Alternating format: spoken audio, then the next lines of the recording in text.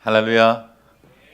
이 오후에도 하나님의 은혜와 사랑이 저와 여러분과 함께 하시기를 바랍니다. 우리는 에베소서 말씀 강의를 계속 해나갈 텐데요, 아마 9월 말까지는 계속해서 에베소서 본문을 집중적으로 묵상하게 될 겁니다. 지난주까지 우리가 3번에 걸쳐서 동일한 주제 한 가지를 놓고 묵상을 했는데, 그것은 바로 벗는 삶과 입는 삶이었습니다. 어떻게 그리스도인으로 온전하게 살아갈 수 있겠습니까? 옛사람은 벗어버립니다. 그리고 그리스도 안에서 새 사람을 입습니다. 어떻게 주님을 닮아갈 수 있겠습니까? 옛 육체에 속한 습관들을 벗어버리고 그리스도께서 우리에게 주신 새로운 비전, 그 꿈에 따라서 옷을 입는 것입니다. 어떻게 우리가 온전한 하나님의 사람, 주의 제자가 될 수 있을까요? 어둠의 일을 벗어버리고 빛으로 새 옷을 입으라 하는 겁니다. 그것을 잘 요약한 핵심 구절이 4장 22절에서 24절 말씀인데요, 자막을 따라 같이 한번 읽어보겠습니다. 시작. 옛 습성을 쫓아 썩고 있는 옛 사람을 버리고 심령으로 새롭게 돼 하나님을 따라 의와 진리의 거룩함으로 지으심을 받은 새 사람을 입어라. 아멘. 우리가 말하는 성화라는, sanctification이라는 그 과정은 어떻게 주어집니까? 잘 벗는 것입니다.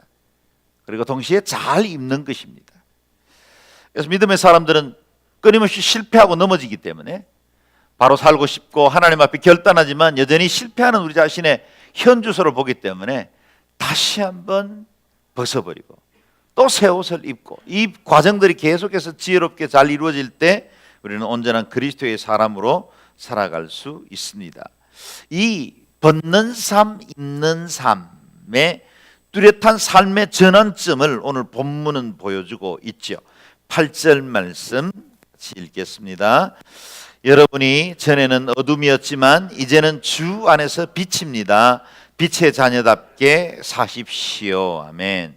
우리가 예수님 만나기 전에는 어둠이었습니다. 그래서 우리가 도모하는 것이 어둠이었고 생활 습관이 어둠이었습니다.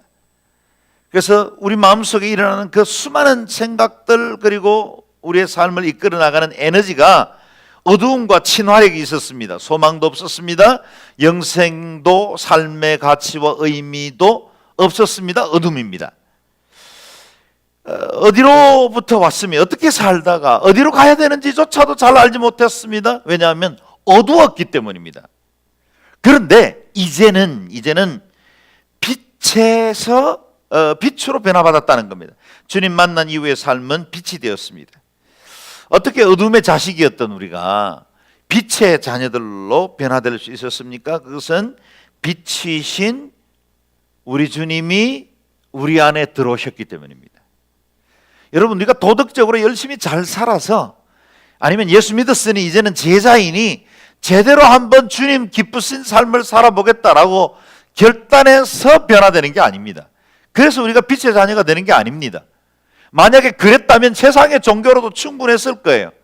이 땅에 적선하고 마인드 컨트롤하고 수양하고 또 인격과 종교적인 어떤 노력을 통해서 만약에 우리가 하나님 앞에 온전히 나아갈 수 있고 주님 기뻐할 수 있는 삶을 살 수 있게 되었다면 아마 그리스도의 십자가가 필요 없을 거예요.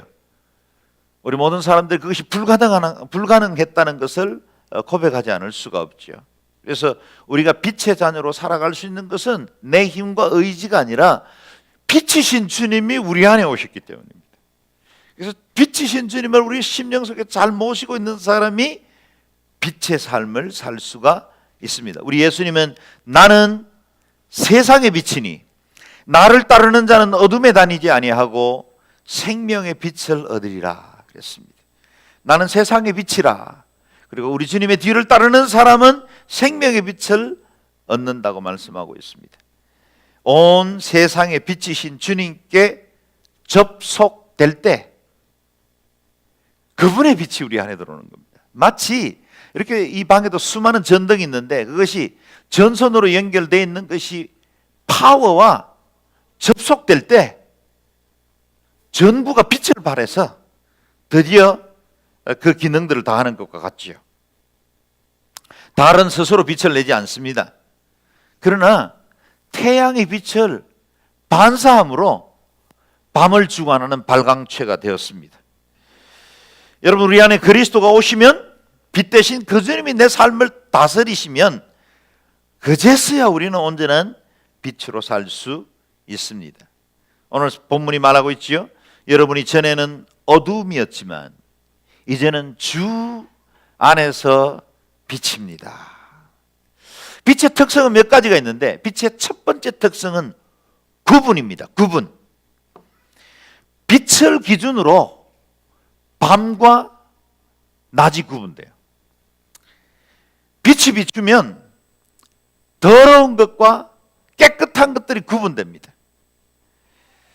빛 앞에서는 모호한 것들이 사라집니다. 분명해집니다. 무엇이 옳은지 그른지가 명확하게 갈라집니다.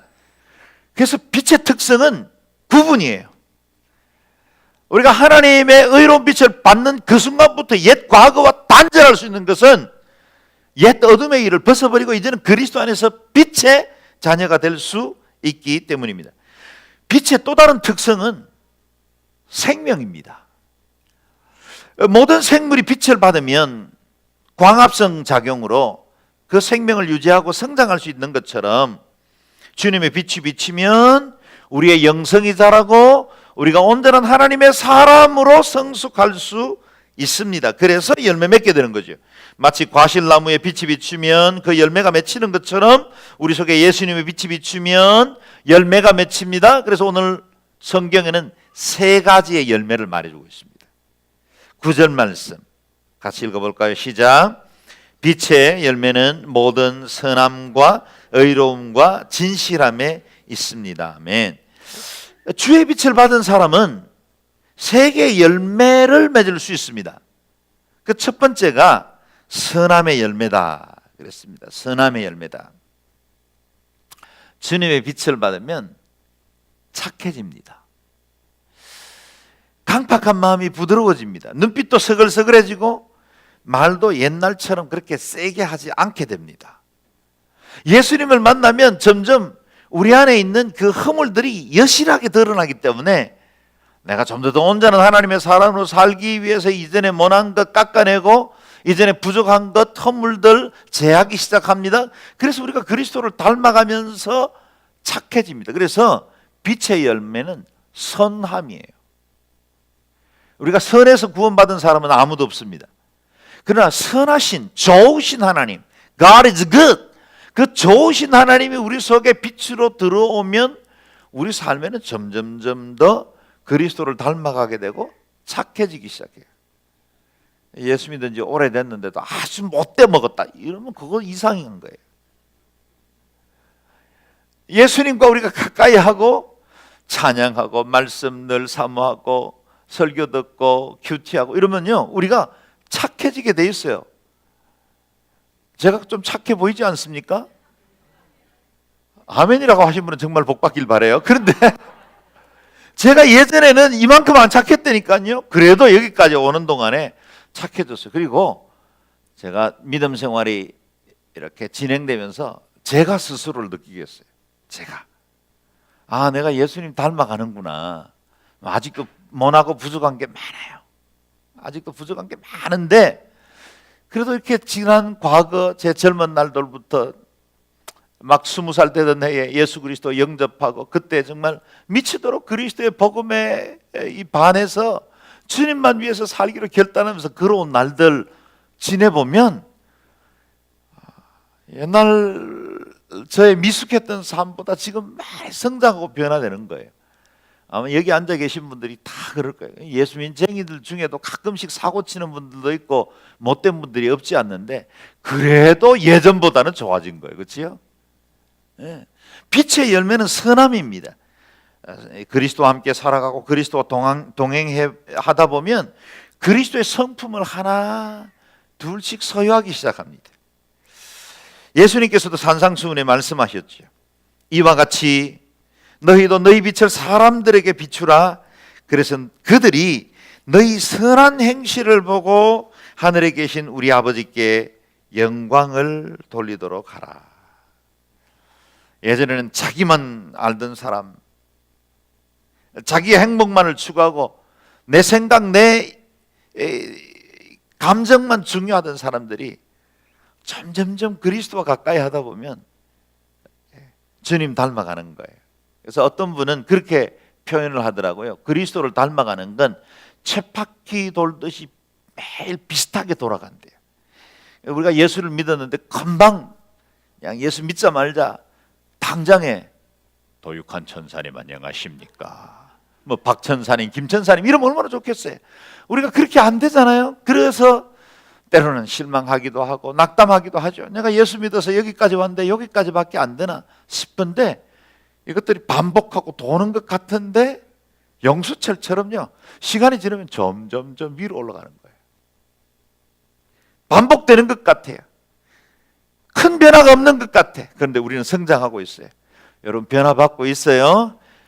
라인만 잘 쓰면 됩니다. 주님의 그 의로운 빛의 라인에 제대로 서 있기만 하면 어느새 우리는 성장하고 변화받고 새로워질 줄로 믿습니다. 너무 조급해 하지도 말고 자신 때문에 실망하지도 마세요. 그리스도 더욱 사랑하세요. 내가 지었던 죄들과 내 허물들, 어둠에 자꾸 집중하면 내 마음은 점점 어두워져요. 그냥 우리는 빛에 집중해야 돼요. 빛에. 그래서 빛을 더욱 생각하고 빛을 더 가까이 하면 어느새 우리 속에 빛의 성품들이 드러나게 되어 있는 겁니다. 두 번째는요, 의로움의 열매라 그랬습니다. 저와 여러분 본디 의롭지 않았지요. 우리가 본디 악한 자의 자녀들이었습니다. 빛에 노출되어 있기보다는 어둠의 친화력이 더 높았습니다. 어둠에 속한 것은 다 모호하고 불분명하죠. 그래서 밀실에 이루어지는 일들 보십시오. 하나같이 부정직합니다. 그리고 속이고 음란한 것들이 많습니다. 우리 한국은 밀실 문화가 많이 발달되어 있죠. 노래방, 룸사롱, 전화방, PC방, 만화방, 정치계에는 안가. 그런 밀실에서 이루어지는 것들은 대부분 정직하지 않습니다. 물론 노래방 가는 게 잘못입니까? 이렇게 지금 말하자는 게 아니에요.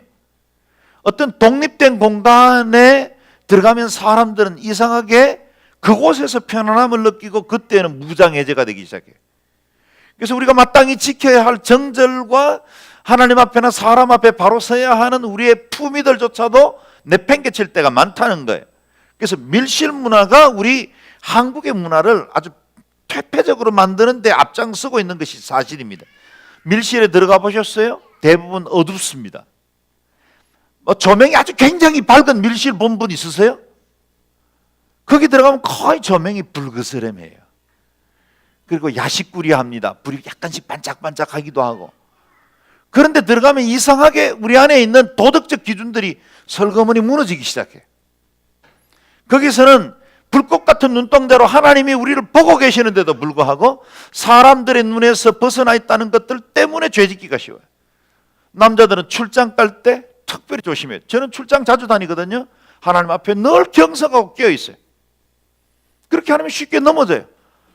평상시에 너무나 어젓하고 너무나 멋있던 사람들인데 죄의 유혹 가까이 가면 너무 보잘것없는 것 때문에 자신의 삶에 그 지켜왔던 아름다운 것들을 그냥 내팽개치는 거예요. 괜찮을 줄 알아요. 왜요? 밀실이거든요. 이 정도쯤은 그냥 넘어갈 줄 알았어요. 왜? 어둡거든요. 그런 환경에 우리 자신을 노출하지 말아야 됩니다. 그래야 의로움, 그 의로우신 빛이신 그분 앞에 우리의 삶을 온전하게 세워나갈 수 있습니다. 우리 주님은 의로우신 분이십니다. 그러므로 의의 열매는 예수님을 통해서만 맺을 수 있습니다. 빌립보서 1장 11절 말씀 같이 한번 읽어보겠습니다. 시작. 예수 그리스도로 말미암아 의의 열매가 가득하여 하나님의 영광과 찬송이 되게 하시기를 구하노라. 아멘. 여러분, 우리의 의의 열매가 가득하려면 어떻게 그것이 가능해집니까? 예수 그리스도로 말미암아 그랬어요. By Jesus Christ, through Jesus Christ. 오직 그리스도로 말미암아서만 우리가 의의 열매를 맺을 수가 있어요. 그래서 우리가 그리스도께서 우리의 삶의 주인이 되시고 우리 안에 그분의 의가 전가될 때만 온전한 의의 열매를 맺을 수 있다는 겁니다. 그래서 의의 열매를 맺기를 원하는 사람들은 의로우신 그 주님과 함께 밀실의 문을 박차고 나가서 하나님이 우리에게 베풀어 주신 그 의의 빛 가운데로 나아가야 합니다. 빛을 만나야 우리가 의로워집니다. 마치 밝은 빛으로 책을 가까이 가져가면 잘 보이지 않던 글자가 또렷하게 보이는 것처럼 말이죠. 여러분, 우리 삶에 모호해 있고 무엇인지 제대로 깨닫지 못하는 여러 가지 상황들을 만날 때 의의 빛 가운데로 가지고 나가야 그것이 뚜렷하게 보이는 거예요. 내가 무엇을 위해서 살아야 할지, 내 인생의 가치가 뭔지, 나는 제대로 살고 있는지 모호한 그런 느낌이 들거든. 지금 빛으로 나아가야 할 시간입니다. 주님이 초대하는 것입니다. 빛 앞에 나아가면 우리의 죄도 명백하게 드러납니다. 빛 앞에 나아가면 우리가 어떻게 살아야 될지도 분명해집니다. 어떻게 살아야 제 길로 가는지도 알게 됩니다. 바른 길이 무엇인지 분명히 알게 됩니다. 예전에는 선과 악의 구분이 모호했는데 주님의 빛이 그 중간 경계를 명확하게 구분하는 그 순간에 우리가 어느 편에 서야 할 건지를 선택할 수 있는 거예요. 그래서 주님의 의가 우리의 삶의 기준이 되고 주님이 원하는 대로 살아가려면 그분의 의를 붙들어야 하는 겁니다. 저는 여러분 안에 그 의로우신 주님의 의가 전가되시기를 주의 이름으로 축원합니다. 셋째는 진실함의 열매다 그랬습니다. 의로움의 열매를 맺는 사람들은 자연스럽게 진실함의 열매도 맺습니다. 거짓이 어둠에 속해 있다면 진실은 빛에 속해 있습니다. 주님의 빛에 우리 자신을 노출시키다 보면 점점 우리는 주님의 진실을 소유하게 돼요. 그래서 시간이 지나면 하얀 거짓말도 안 하게 됩니다. 사실 우리가 하얀 거짓말은 때때로 덕을 세우기 위해서, 또 우리 선교사님들은 선교지에 있을 때 자신의 신분들이 그곳에 보장받고 오랫동안 사역하려면 하얀 거짓말을 할 때도 있거든요. 저도 스리랑카에 처음 정착했을 때는 태양랑카라는 가방 공장의 매니저 신분으로 들어갔어요. 그래서 일주일에 한 번 정도는 공장에 가서 괜히 주변을 이렇게 왔다 갔다 하면서 내가 공장 매니저라는 걸 보여줘야만 했었어요. 그리고 길거리에서 사람들을 만나면 당신은 어떤 일로 왔습니까? 아, 여기 가방 만드는 공장이 있는데 내가 거기 매니저입니다. 하얀 거짓말을 해왔어요. 그렇게 하지 않으면 제 신분과 제가 또 그곳에서 사역하는 것이 제한을 받기 때문에. 그런데요, 시간이 지나면 지나갈수록 점점 하얀 거짓말도 싫어지기 시작했어요. 하얀 거짓말도. 비록 덕을 세우고 비록 우리의 어떤 목표와 사역을 이루기 위해서 하는 것이라도 그것들이 점점 싫어지기 시작하더라고요. 하얀 거짓말은 언제만 용납이 되느냐 하면 다른 사람들을 보호할 때만 용납됩니다. 다른 사람들을 보호할 때만. 사실은 제게 신앙적으로 상담을 하거나 또 자신의 삶에서 심각한 어려움과 도덕적 위기를 만난 사람들 중에 제게 상담하는 분들이 있거든요. 사실 저는 그런 상담을 받고 제가 아내와 거의 숨기는 것 없이 다 나누지만 제가 그런 일들은 아내에게 나누지 않습니다. 그건 제가 하나님 앞에 신성의 직분으로 맡은 자로서 지켜야 될 것들이기 때문에 그런 것들은 나누지 않아요. 괜찮아, 큰 일은 아닌 것 같아. 하얀 거짓말이에요. 그때는 다른 사람을 보호할 때만 유용합니다. 자신을 위해서는 하얀 거짓말도 가능하면 안 하는 게 좋습니다. 새빨간 거짓말이든 하얀 거짓말이든 우리가 진실함의 열매를 맺기 시작하면 점점 그런 것들로부터 멀어지기 시작해요. 그래서 그런 진리의 빛 가운데로 나아갈 때 그리스도의 성품을 더욱더 온전히 닮아갈 수 있는 겁니다. 사도 요한은 그리스도인들이 진실함의 열매를 맺는 것에 대해서 기뻐하면서 요한 3세에서 이렇게 썼죠. 여러분 같이 한번 읽어볼까요? 시작. 형제들이 내게 와서 그대가 진리 안에서 행한다고 하며 그대의 진실함에 대해 소식을 전해줄 때 나는 무척 기뻤습니다. 나는 내 자녀들이 진리 안에서 행한다는 소식을 듣는 것보다 더 큰 기쁨이 없습니다. 내 자녀들이 진리 안에 행한다는 소식을 듣는 것보다 더 큰 기쁨이 없습니다. 진실함에 대해서 소식을 줄 때 나는 무척 기뻤습니다. 빛 안에 있는 사람의 교제예요. 그리스도의 빛 안에 있을 때는 이와 같은 작은 일에도 진실함이 통용되는 사회가 됩니다. 햇빛을 쬐면 우리 몸에 비타민 D가 형성된다고 하지 않습니까? 비타민 D가 형성이 되면 감기를 이길 수 있는 항체가 생기듯이 우리가 주님의 은혜로운 햇살 가운데로 나아가서 주의 빛에 우리 자신을 노출하면 우리 안에 점점 죄를 이길 만한 항체들이 생겨나는 거예요. 우리는 빛의 자녀예요. 그래서 빛 가까이로 나아갈 때만 우리에게 진정한 에너지가 생깁니다. 그리고 죄를 이길 수 있는 힘이 생깁니다.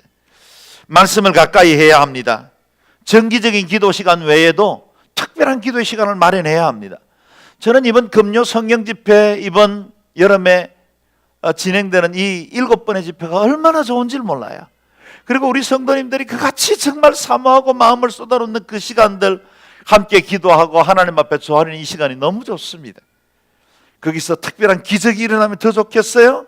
그리고 하나님의 능력이 드러나서 수많은 간증들이 있었으면 좋겠어요. 그러나 그렇지 않더라도 이와 같은 기도의 시간은 하나님의 의로운 빛 가운데로 우리 자신을 노출하는 시간이거든요. 그 빛 가운데 우리 자신을 들이면 내 안에 있는 허물들, 악들, 그동안 가까이 하던 죄의 습성들이 사라지거든요. 우리가 주의 이름을 부르면 우리 안에 그동안 부르던 세상적인 즐거움과 이 세상에 추구하는 것들이 점점점 힘을 잃고 떨어져 나가거든요. 여러분, 빛 가운데로 나오세요. 빛과 가까이 할 수 있는 시간을 많이 가져야 됩니다. 자매님들은 너무 선벌락해가지고 그 빛을 다 가리우는 경우가 있는데, 여러분 한 번씩 빛을 쬐야 감기도 이길 수 있어요. 죄의 선블락하지 마세요. 세속적이고 적당한 선블락으로 우리 자신을 가리지 마세요. 하나님의 의로운 빛 가운데로 나아가서 어둠의 일을 벗어버리고 빛의 갑옷을 입고 하나님 안에서 주어지는 그 은혜의 광채, 그 영광의 빛 앞에 우리 자신을 완전히 노출시켜 보세요. 그때 우리 안에 죄를 이길 만한 영적 항체가 강건해지는 거예요. 우리 예수님은 죄를 이길 수 있는 빛의 열매를 맺어갈 수 있는 방법을 설명을 하셨죠. 요한복음 15장 말씀입니다. 같이 읽어보겠습니다. 나는 포도나무요 너희는 가지니 저가 내 안에 내가 저 안에 있으면 이 사람은 과실을 많이 맺나니 나를 떠나서 너희가 아무것도 할 수 없음이니라. 아멘. 빛의 열매를 맺을 수 있는 유일하고 완전한 방법은 예수 그리스도에게 붙어 있는 삶이다. 그리스도께 온전히 접붙어 있을 때 주님으로부터 주어지는 그 생명의 자양분, 주님의 은혜의 빛이 우리의 삶에 비춰들고 그것으로 우리가 죄를 이길 수 있다는 겁니다. 어떻게 빛의 자녀답게 살아갈 수 있을까요? 이제 이 질문을 합니다. 어떻게 빛의 자녀답게 살아갈 수 있을까요? 10절에서 12절 말씀 같이 읽겠습니다. 시작. 여러분은 주를 기쁘시게 할 것이 무엇인지 분별하십시오. 여러분은 열매 없는 어둠의 일에 상관하지 말고 오히려 그것을 꾸짖으십시오. 그들이 은밀히 행하는 일들은 입에 담기조차 부끄럽습니다. 아멘. 여기 중요한 방법이 나오는데요. 우리가 어떻게 하면 빛의 열매를 맺을 수 있을까요? 여기 답이 한마디로 정리되어 있어요. 주를 기쁘시게 할 수 있는 것이 무엇인지 생각하라. 주를 기쁘시게 할 수 있는 것이 무엇인지 늘 생각하라. 이게 사랑의 특성이거든요. 사랑의 특성. 사랑하면 그 사람의 마음을 기쁘게 해주고 싶어요. 뭐든지 그가 좋아한다면 다 베풀고 싶어요. 우리 자녀들에게 부모들이 자식에게 뭐 받은 것도 없고 앞으로 미래에 무슨 보험 보장도 아닌데 우리가 그토록 희생하고 아이들을 위해서 다 내어주는 이유가 뭐예요? 사랑하거든요. 사랑하면 다 줄 수 있는 거예요. 사랑하면 관심이 많이 생겨요. 사랑하면 그가 나에 대해서 어떻게 생각하는지를 생각하게 되고 그의 마음을 어떻게 즐겁게 할 것인가를 늘 고민하게 돼요. 연애해 보셨나요? 저희는 5남매인데 위로 네 형제 자매 두 분의 형님과 두 분의 누님들이 다 중매 결혼을 했습니다. 그래서 저는 마지막 5번째로 우리 집안의 명예를 위해서라도 연애 결혼을 해야 된다고 굳게 믿었어요. 그래서 아내를 만나서 교제를 했는데 이 교제하는 시간 동안에 얼마나 좋은지, 지금도 이쁘지만 하얀 거짓말을 하지 말라고 했는데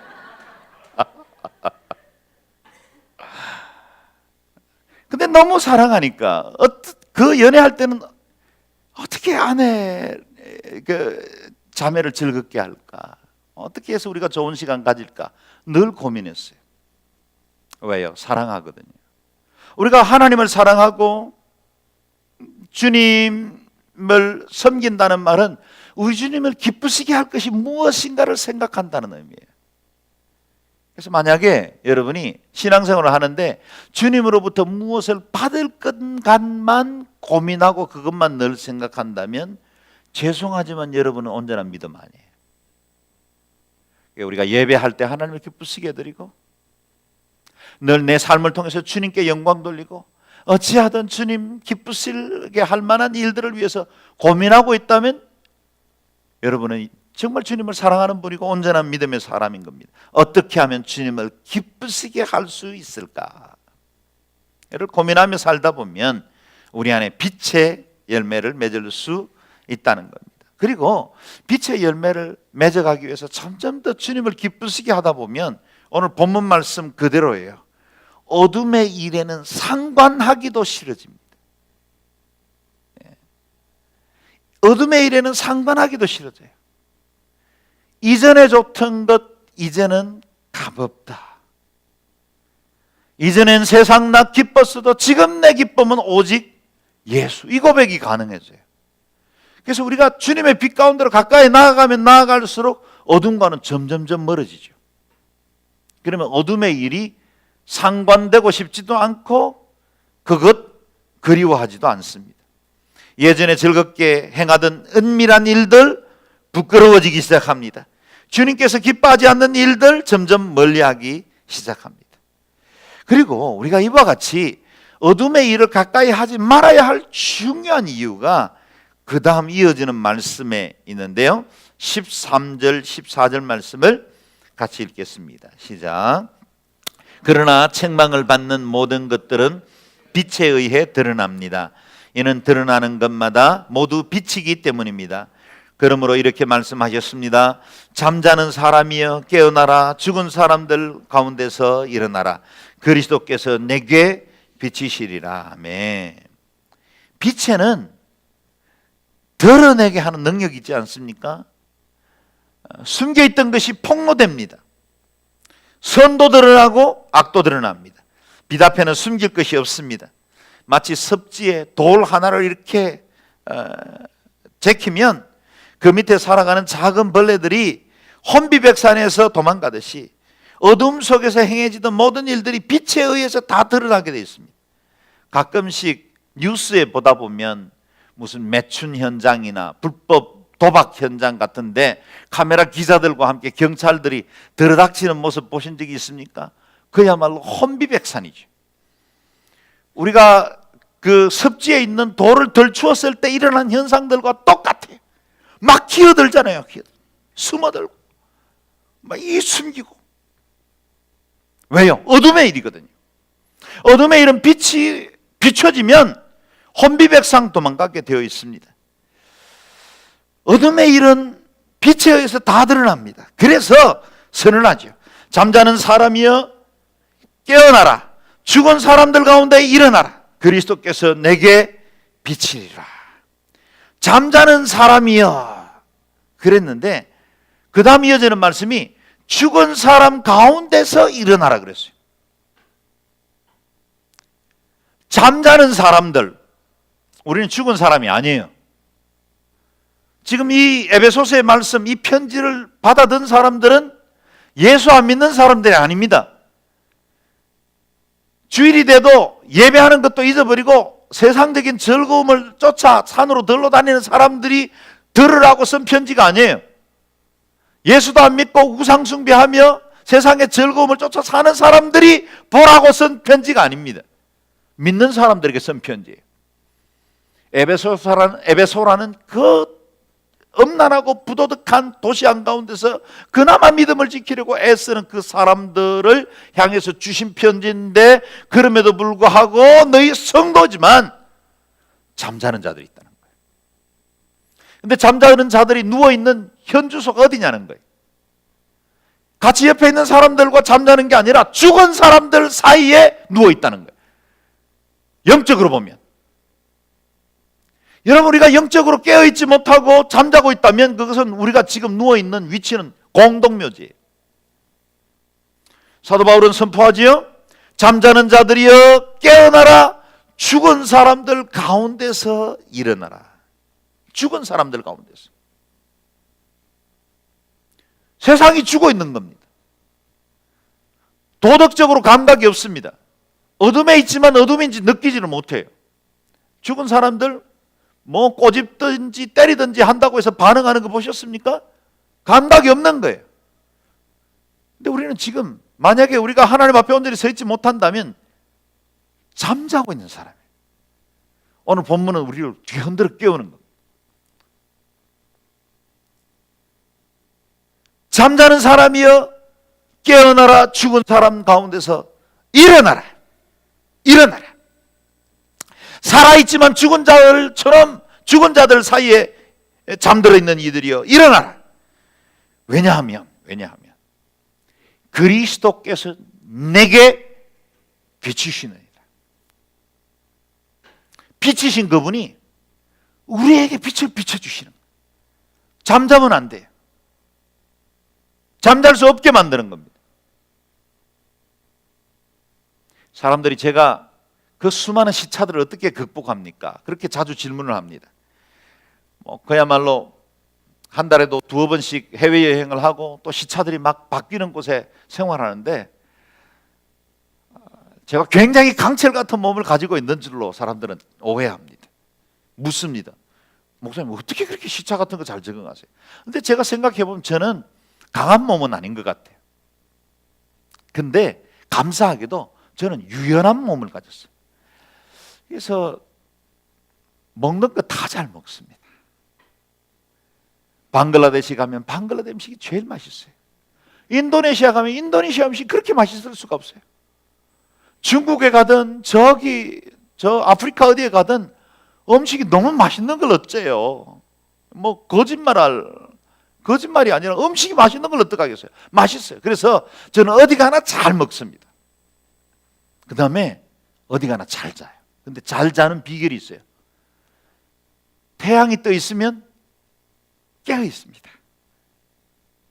안 자요. 근데 어두워지면 스르르 잠이 들기 시작해요. 제일 힘든 데가 어딘가? 알래스카였어요. 밤 12시 1시가 됐는데 아직도 해가 저쪽 서쪽에 걸려 있는 거죠. 정말 너무 고통스럽더라고요. 이건 뭐 잘 수도 없고 잠도 안 오고.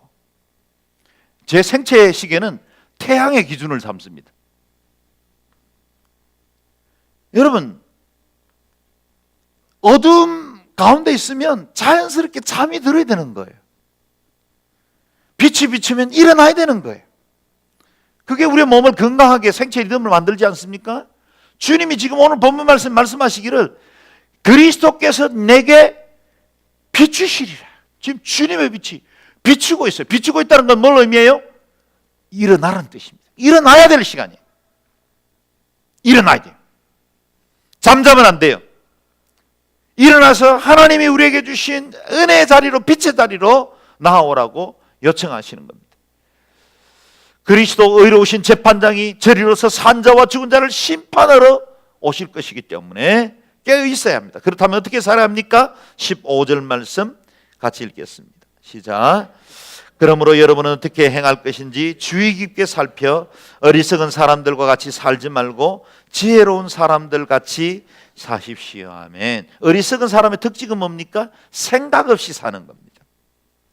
무엇이 옳고 그른지 그걸 별로 중요하게 여기지 않아요. 내 감정이 느끼는 대로, 내 마음이 이끄는 대로 살아가는 사람들, 어리석은 사람들입니다. 그런 사람들은 목적도 방향도 없습니다. 살다 보면 그냥 그렇게 가는 거예요. 이런들 어떠하리, 저런들 어떠하리, 만수산 더렁치기 얽혀진들 어떠하리. 그 사람들의 주제가예요. 그 사람들의 팝송은 뭘까요? 플레이 플레이, 영 플레이, 올드 플레이, 노 플레이. 노세 젊어서 놀아 늙어지면 못 노나니. 이렇게 그냥 반복적으로 살아가는 사람들에게는 인생의 미래도 꿈도 없는 겁니다. 정확하게 깨어있는 사람들은 어떻게 행할 것인지 주의 깊게 살피는 사람입니다. 그렇게 사는 사람을 우리는 지혜로운 사람이다 그랬어요. 지혜로운 사람. 그래서 오늘 우리는 지혜로운 삶 세 가지를 살펴보고 마치려고 합니다. 첫 번째, 지혜로운 삶, 세월을 아끼는 삶입니다. 16절 말씀 같이 읽겠습니다. 시작. 세월을 아끼십시오. 때가 악합니다. 세월을 아끼십시오 그랬어요. 아낄 수 있는 비결은요, 때가 악하다는 걸 아는 겁니다. 아, 때가 지금 악하구나. 세상 이렇게 살면 큰일 나겠구나. 내가 조금 긴장을 잃어버리고 그냥 내 마음에 편안한 대로 살아가다가는 주님의 은혜로부터도 멀어지고 어둠에 그냥 삼키우겠구나. 우는 사자와 같이 두루 다니며 삼킬 자를 찾는 사자들, 마귀의 권세들이 있기 때문에 깨어있지 않으면 안 되는구나. 그걸 깨닫는 게 세월을 아끼는 삶의 비결입니다. 우리의 시간은 무한정 계속되지 않습니다. 기회가 언제나 주어지지 않습니다. 어느 날 아무것도 할 수 없는 날이 온다는 걸 깨달아야 세월을 아낄 수 있습니다. 그래서 NIV 번역본에는 이렇게 번역합니다. Making the most of every opportunity. Most of every opportunity. 모든 기회를 최상의 것으로 만들어. 만약 당신에게 시간이 있다면 지금 주어진 그 기회, 그것이 어떤 자리에 있든지 어떤 형편에 있든지 그것을 most로 만들어. Your opportunity를. 당신에게 주어진 기회를, 기회의 그 자원을 가지고 최상의 것을 만들어라. 어떤 사람이 그런 이야기를 하더라고요. 매일매일 우리의 계좌에 1440만 원을 입금시켜 주신대. 그리고 저녁에 못 쓰면 그건 다시 되찾아간다는 거예요. 우리 하나님이. 매일매일 1440만 원. 1440분이에요. 하루는 24시간. 그만한 돈이 우리에게 입금이 되고 쓰지 못하면 그냥 거두어 가는 거예요. 그건 opportunity예요. 우리에게 주어진 자원이에요. 그걸 가지고 어떻게 살아가느냐? 그게 우리의 삶의 가치를 만들어내는 겁니다. 지혜롭게 사는 삶은 무엇입니까? 세월을 아끼는 삶입니다. 세월을 아껴 사는 것입니다. 가장 중요한 것에 우선순위를 부여하는 것입니다. 다들 저마다 바쁜 사람으로 바쁘게 삽니다. 바쁘지 않는 사람이 어디 있겠어요? 백수 과로 산다 하지 않습니까? 백수는 왜 과로 살까요? 여기서도 요구하고 저기서도 같이 놀자 그러고 이 사람 데려갔다 저 사람 데려가는데 얼마나 바쁘겠어요? 모든 것에다 자기의 삶을 맡기지 않고 중요한 것에 우선순위를 부여하는 삶, 그것이 세월을 아끼는 삶입니다. 둘째, 어떻게 살아야 할까요? 주의 뜻을 분별하며 살아야 합니다. 17절 말씀 읽습니다. 그러므로 지각 없는 사람이 되지 말고 주의 뜻이 무엇인지 분별하십시오. 아멘. 지각 없는 사람이 되지 말고 주의 뜻을 분별하라. 내 삶을 향하신 주의 뜻이 무엇인가를 분별하는 것이 지혜로운 삶입니다. 조지 트루엣이라는 위대한 설교자, 목사님은 이렇게 말했습니다. 인간이 가질 수 있는 가장 위대한 지식은 하나님의 뜻을 아는 것이며 인간이 행할 수 있는 가장 위대한 업적은 하나님의 뜻을 행하는 것이다. 그렇습니다. 하나님의 그 뜻을, 우리를 향하신 하나님의 계획을 알고 그 뜻대로 살아가는 것보다 더 위대하고 완전한 삶은 없습니다. 저기 시골의 한 촌부로 일평생 농사 지으면서 그냥 가난한 가정들, 자녀들 양육하면서 꾸려간다 할지라도 그가 만약 하나님의 뜻을 제대로 깨닫고 살아간다면 그는 위대한 삶을 살아가는 것입니다. 저기 백악관이든 아니면 저기 유엔이든 세계를 움직일 수 있는 그 중앙 조직에 있다 할지라도 그가 하나님의 뜻을 제대로 알지 못하고 살아간다면 그의 인생은 허망한 거예요. 주의 뜻을 분별하며 사는 것보다 더 지혜로운 삶은 없습니다. 우리는 빛의 자녀들입니다. 지각 없이는 살 수 없습니다. 우리는 대충 살기는 걸런 인생입니다. 왜냐하면 우리는 너무 많은 걸 알아버렸어요. 우리는 구원이 무엇인지 압니다. 예수 그리스도가 누군지 압니다. 그리고 세상의 기원도 압니다. 세상의 종말도 압니다. 세상의 끝도 압니다. 어찌 대충 살 수 있겠습니까? 죄송하지만 우리는 너무 많은 걸 알아버렸어요. 천기를 우리는 소유해버렸어요. 대충 살 수 없어요. 그냥 살 생각은 아예 버리세요. 따라하세요. 대충 살기는 걸렀다. 세상에서는 이런 말 할 때 에이 대충 살기는 걸렀네지만 우리는 대충 살기는 걸렀네 이렇게. 할렐루야. 세 번째, 성령 충만한 삶을 살아야 합니다. 18절 읽겠습니다. 또한 술에 취하지 마십시오. 잘못하면 방탕에 빠지기 쉽습니다. 오히려 성령으로 충만하게 되십시오. 아멘. 성령 충만함이란 온전히 성령님의 지배하심을 받는다는 뜻입니다. 그래서 술 취함과 두 개를 대비해 놓고 있는 겁니다. 술 잡사 보셨어요? 그렇지 않기를 바라지만 술 마셔본 분들은 알죠? 술 마시면 처음에는 내가 술을 마시죠. 근데 나중엔 술이 술을 마셔요. 그리고 나중엔 술이 나를 마십니다. 내 인생이 그냥 술의 힘에 의해서 지배당하는 거예요. 나는 버젓하게 똑바로 걸어간다고 생각을 하는데 길바닥이 벌떡 일어나서 나를 쳤어요. 술꾼들은 늘 하는 변명들이잖아요. 나는 똑바로 서 있어요. 설마 정말 그랬을까요? 그럴 리가 없죠. 술의 지배를 받는 겁니다. 성령 충만도 마찬가지예요. 우리가 성령에 충만하게 되면 성령님이 나를 지배합니다. 내 삶을 이끌어가요. 내 이전의 생각과 내 가치가 내 의지가 아니고 하나님의 그 생각과 하나님의 그 마음이 우리의 삶을 이끌어가는 겁니다. 비슷한 현상이 드러나요. 내 의지가 아니라 하나님의 뜻과 계획이 나를 이끄십니다. 나의 목표보다 주님 원하시는 일들을 위해서 살게 됩니다. 그런데 이 두 가지는 방향이 서로 반대예요. 술 취했을 때는 방탕에 빠지고 삶을 파괴하고 관계를 무너뜨립니다. 그러나 성령에 취하면 삶이 회복되고 자유케 되고 치유가 있고 기쁨이 충만하고 평안으로 채워집니다. 감사를 말하게 됩니다. 소망이 생깁니다. 술 취하면 정신이 희미해집니다. 그런데 성령에 취하면 정신이 또렷해져요. 분별력이 분명해집니다. 그리고 우리 정신에 그 놀라운 판단력이 생기게 됩니다. 성령 충만이 지혜로운 삶으로 우리를 이끌어주는 거예요. 지혜로운 삶은 무엇입니까? 첫 번째는 뭐였죠? 세월을 아끼는 삶. 두 번째는요? 주의 뜻을 분별하는 삶. 세 번째는요? 성령 충만한 삶. 이런 지혜로운 삶을 살아가는 사람들이 하나님 앞에 반응하는 것이 찬송입니다. 마지막 19절에서 21절 같이 읽겠습니다. 시작. 여러분은 시와 찬미와 신령한 노래들로 서로 화답하고 마음으로 주께 찬송하며 우리 주 예수 그리스도의 이름으로 모든 일에 항상 하나님 아버지께 감사하고 그리스도를 경외함으로 서로 복종하십시오. 아멘. 시, 찬미, 신령한 노래, 찬송 공통점이 뭡니까? 하나님을 높이는 겁니다. 피조물인 우리의 인생이 가장 가치 있을 때는 언제예요? 하나님을 높일 때. 이상하죠? 사람들은 나를 높여서 내가 내 가치를 높이려고 합니다. 그런데 피조물은요, 하나님을 높이면 높일수록 우리가 높아져요. 하나님을 빼놓고 생각하면 진화론이 나옵니다.